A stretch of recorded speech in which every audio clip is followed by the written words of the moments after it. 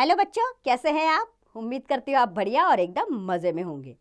तो आइए बच्चों, आज एक बहुत अच्छी कहानी पढ़ने वाली है और इससे मिलने वाली सीख को आप ज़रूर अपने जीवन में अपनाइएगा।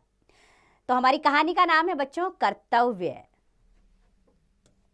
कर्तव्य का अर्थ होता है बच्चों ड्यूटी, यानी कि हमें अधिकार तो मिले हुए हैं, सरकार की तरफ से भी, परिवार की तरफ से भी, समाज की तरफ से भी, लेकिन इन कर्तव्यों भी हमारे साथ बंधे हुए हैं। अर्थात अधिकार के साथ साथ हमारे कर्तव्य भी बंधे हुए हैं। कहा जाता है कि अधिकार और कर्तव्य एक सिक्के के ही दो पहलू हैं, यानी कि अगर आपको अधिकार चाहिए तो आपको अपने कर्तव्यों का निर्वाह भी करना होगा। तो आइए, क्या है कर्तव्य कहानी में, इसके माध्यम से जाने। कहानी को शुरू करते हैं हम। एक बार एक देश के 3 व्यक्तियों की मृत्यु एक ही समय में हुई। वे तीनों एक ही तरह से मरे। राजा की महल में, साधु की कुटिया में और किसान की खेत में। इन तीनों व्यक्तियों के प्राण सोते सोते ही निकल गए। राजा के मरने पर नगर भर में कोहराम मच गया। कोहराम यानी कि शोर, जोरदार शोर। रोते हुए लोग महल में उमड़े चले गए। राज पंडितों द्वारा गीता रामायण का पाठ शुरू कर दिया गया। मृत राजा के गुणगान गाने लगे। रानियों के रोने पीटने से सारा महल हिल गया। राजा की शव यात्रा बड़े ही धूमधाम से निकली। राजा ने अपने जीवन काल में ही अपनी स्मृति के रूप में, स्मृति यानी कि अपनी याद के रूप में, स्मृति के रूप में एक बड़ी सी सुंदर इमारत पहले ही बनवा दी थी, जिससे लोग उसे सदा याद रखें। साधु का भी बड़ा नाम था। उसके मरने पर दूर दूर से साधु महात्मा इकट्ठे हुए। वे मंत्रों का जाप कर साधु की आत्मा की शांति और स्वर्ग जाने की कामना करने लगे। साधु की अंतिम इच्छा के अनुसार कुटी में ही उसकी समाधि बनाने का काम शुरू हुआ। इसके बाद पूरी बस्ती ने दिल खोलकर दान किया। किसान के मरने पर पास पड़ोस उसके घर गए। उन्होंने उसके रोते बिलखते यानी कि रोने से बेहाल हुए, रोकते बिलखते बच्चों को गले से लगा लिया। पर सांत्वना के अलावा उनके पास देने को और क्या था? सभी तो गरीब थे। वे किसान की इच्छा के अनुसार किसान के शव को नदी के किनारे जलाए। बाद में उसकी अस्थियां नदी में बहा दी। अस्थियां क्या होता बच्चों? मरने के बाद जो शेष बचती है राख, उसे अस्थियां कहा जाता है। तो बच्चों, इन तीनों को लेकर यमदूत एक ही समय यमराज के दरबार में पहुंचे। उस समय यमराज किसी काम में व्यस्त थे। उन्होंने तीनों को पास ही चबूतरे पर बैठने का संकेत किया। राजा को साधु और किसान के साथ बैठने में शर्म आ रही थी। साधु भी किसान से हटकर बैठना चाहता था, कहीं उससे छूकर अपवित्र ना हो जाए। इधर किसान भी साधु और राजा के साथ बैठने की हिम्मत नहीं जुटा पा रहा था, इसलिए तीनों खड़े ही रहे।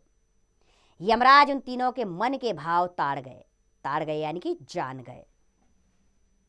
अर्थात यमराज ने जान लिया कि इन तीनों के मन में क्या चल रहा है और मुस्कुराकर पुनः उनको बैठने का इशारा किया। अर्थात उन्होंने दोबारा मुस्कुराकर उन्हें बैठने के लिए कहा।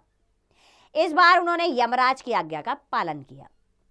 राजा मन महसूस कर यानी कि अपने मन को सिमटाकर, बिना मन के मन महसूस कर किसान के पास बैठ गया।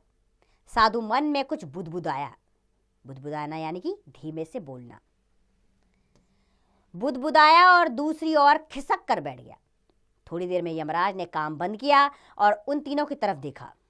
यमराज सोचने लगे, क्यों ना आज ये देखें कि आदमी अपने कर्मों के बारे में खुद कैसे सोचता है। उन्होंने कहा, राजन, जीवन भर तुम दूसरों को फैसला सुनाते रहे। तुम बताओ, तुमने जो अब तक काम किए उनके अनुसार तुम्हें स्वर्ग मिलना चाहिए या नर्क? यमराज, मैं क्षत्रिय कुल का हूं। मैंने अपने राज्य का विस्तार किया, यानी कि मैंने अपने राज्य को बढ़ाया है। खूब दान पुण्य किया, धर्मशालाएं बनवाई, मंदिर बनवाए। भगवान के धाम में मुझे एक स्थान मिलना ही चाहिए, राजा ने कहा। यमराज ने अब साधु से पूछा, आप क्या सोचते हैं? आप किसके अधिकारी हैं? साधु ने उत्तर दिया, धर्मराज, मैं ब्राह्मण कुल में जन्मा हूं। मैंने धर्मशास्त्रों का अध्ययन किया, भगवान का नाम लेने के लिए संसार त्यागा, धर्म का प्रचार किया। प्रचार यानी कि चारों तरफ फैलाया उसे। अब भगवान के दर्शनों का समय आ गया है, मुझे उनके धाम जाने से कौन रोक सकता है। धाम यानी कि उनके स्थान पर। उसने कहा, जब मैंने पूरा जीवन ही भगवान का नाम लिया है तो आज उनके धाम जाने में मुझे क्यों रोका जाएगा। यमराज ने अब किसान से प्रश्न करना चाहा, पर किसान तो पहले ही कांप कर बोला, किसान का बेटा हूं, ना शास्त्र पढ़ सका न मंदिर बनवा सका, रात दिन बैलों के साथ खेतों पर जुटा रहा, भजन कीर्तन तक को समय ना निकाल सका, मुझे भला स्वर्ग कहाँ। किसान ने गर्दन झुका ली। यमराज कुछ क्षण सोचकर चित्रगुप्त से बोले, चित्रगुप्त, इन सबके कर्मों का लेखा जोखा पढ़कर इन्हें बता दो। चित्रगुप्त ने अपने बही खाते के पन्ने उल्टे पलटे, ध्यान से सब कुछ पढ़ा, फिर राजा से बोले, राजा का असली कर्तव्य होता है प्रजा का पालन करना। आपने राज्य का विस्तार किया, यश अर्जित, अर्जित यानी इकट्ठा करना, यश अर्जित करने को, प्रजा के दुख हटाने को नहीं। आपने मूर्तियों को सोने से मढ़वाया, पर गरीब के बच्चे नंगे बदन घूमते रहे। अपनी यादगार के लिए इतनी बड़ी इमारत खड़ी कर दी, पर बेसहारा लोग ठिठुरती रातें खुले आसमान के नीचे काटते रहे। आप सीधे स्वर्ग नहीं जा सकते।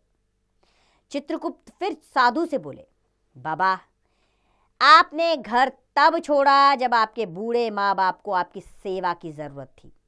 आप संसार त्याग की बात करते हैं, अपने शास्त्रों का अध्ययन किया, पर व्यवहार में आप अपनी कुटी भी ना त्याग सके, उसमें समाधि बनवा ली। पतित पावन का नाम रटकर मनुष्य मनुष्य में भेद करते रहे। बेईमान व्यापारी के घर का भोजन खा लेते, लेकिन ईमानदार हरिजन, हरिजन यानी कि जिसे नीची जाति का माना जाता है, हरिजन का पानी ना पीते। आप सीधे स्वर्ग जाने के अधिकारी नहीं हैं। चित्रगुप्त ने किसान से कहा, किसान का कर्तव्य है लोगों का पेट भरना। तुमने जीवन भर कड़ी मेहनत कर अनाज उगाया, काम ही तुम्हारी पूजा थी, फिर सारी भूमि को नई पीढ़ी के लिए छोड़ आए, अपने लिए कोई टुकड़ा नहीं रोका। तुम सच्चे त्यागी हो, तुम सीधे स्वर्ग के अधिकारी हो। राजा, साधु और किसान तीनों ही अपना अपना भाग्य निर्णय सुनकर ठगे से रह गए। ठगे से रह जाना मुहावरा है, इसका अर्थ होता है आश्चर्य में पड़ जाना। कुछ देर बाद यमराज ने सन्नाटा तोड़ा। उन्होंने कहा, अगर आप लोगों की कोई अंतिम इच्छा हो तो बताइए। राजा ने महल, साधु ने कुटिया और किसान ने अपना परिवार देखने की इच्छा प्रकट की। यमराज ने तीनों को आंखें बंद करने को कहा और बोले, मेरे कहने पर ही खोलिएगा। तथास्तु। तथास्तु का अर्थ होता है बच्चों, जैसा कहा वैसा होगा। राजा सोच रहा था महल में उसके ही चर्चे होंगे, लोग बिलख रहे होंगे, पर उसने देखा युवराज के राज्याभिषेक की तैयारियां हो रही हैं। लोग युवराज की प्रशंसा कर रहे हैं, उसकी कहीं चर्चा ही नहीं है। नर्तकियां जो उसका मन बहलाती थी, अब युवराज को आकर्षित करना चाह रही हैं। राजा घबराकर बोला, मुझसे और नहीं देखा जाता। साधु ने सोचा था लोग उसकी समाधि पर जमा होंगे, पूजा अर्चना हो रही होगी, धूप और अगरबत्ती की सुगंध से कुटी महक रही होगी, पर वहां कोई नहीं था। उसका अपना सामान भी लोग ले गए थे। साधु निराश होकर बड़बड़ाया, यहां अब देखने को है ही क्या। किसान को डर था कि उसके बैल भूखे होंगे, पर उसने देखा बैलों को भूसा पड़ा था। पत्नी की आंखें गीली थी, पर वह बेटे को समझा रही थी, बेटा उठ, बैल ले जा, खेतों में पानी नहीं लगा तो तेरे पिता के मेहनत से बोए खेत सूख जाएंगे। यमराज ने पूछा, देख चुके किसान? किसान आंखें नीचे ही गिड़गिड़ाया, थोड़ी देर और प्रभु, बेटे को खेत सींचते देख लूं, पर अब समय समाप्त हो चुका है, अब आंखें खोलिए। यमराज की आवाज गूंजी। सबने आंखें खोली। राजा घोर यातनाओं में खड़े थे। यातनाएं यानी कि उनको बहुत ज्यादा ग्लानि हो रही थी। साधु के आगे सिर्फ काला अंधकार था, महाशून्य यानी कि बिल्कुल अंधेरा। साए साए कर रहा था। किसान के आगे फलदार पेड़ों की एक राह थी। यमराज और उनका दरबार अब किसी के सामने नहीं था। तो बच्चों, अपना कर्तव्य पूरी निष्ठा और ईमानदारी से अगर हम करेंगे तो हम जीवन में सब कुछ पा सकते हैं। हमें केवल इसी लोक के बारे में नहीं सोचना। एक लोक ऐसा है जहां हर किसी को जाना है। तो हमारे कर्मों का लेखा जोखा वहां भी होगा। इसलिए ऐसा काम करिए कि हमें आगे जाकर ग्लानि महसूस ना हो। लोगों के लिए दया भाव रखिए, मदद के लिए आगे आइए, अपने कर्तव्य का पालन कीजिए।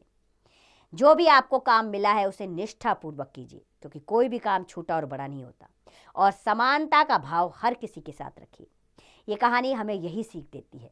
मुझे पूरी उम्मीद है ये कहानी आपको पसंद आई होगी और इससे मिलने वाली सीख को आप अवश्य अपने जीवन में अपनाएंगे। अब इसका अभ्यास कार्य आप स्वयं कीजिए।